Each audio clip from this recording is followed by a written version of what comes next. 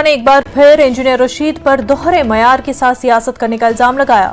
N C کے امیدوار الطاف کلو کے لیے اشمقام میں ایک عوامی ریلی سے خطاب کرتے ہوئے عمر نے کہا کہ انجینئر رشید ہمیشہ علیحدگی پسندوں کی بات کرتے ہیں اور بعد میں ان لوگوں کو گلے لگاتے ہیں جو حریت اور دیگر علیحدگی پسندوں کے خلاف ہے۔ عمر عبداللہ نے کہا انجینئر رشید کو عوام کے سامنے تمام سوالات کا جواب دینا ہوگا۔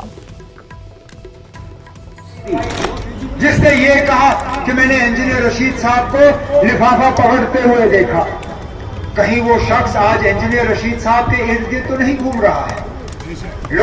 لوگ اس چیز کو جاننے کا حق رکھتے ہیں، لیکن اس کے ساتھ ساتھ مجھے افسوس اس بات کا ہوتا ہے کہ انجینئر رشید صاحب کے قول اور فعل میں تو یہ تضاد ہے، فرق ہے۔ وہ کہتے کچھ اور ہیں، کرتے کچھ اور ہیں۔ اپنی تقریر میں وہ حریت کانفرنس کے حوالے سے بات کرتے ہیں، کہتے ہیں کہ حریت کانفرنس کی جو قربانیاں ہیں میں ان کو محفوظ رکھنا چاہتا ہوں۔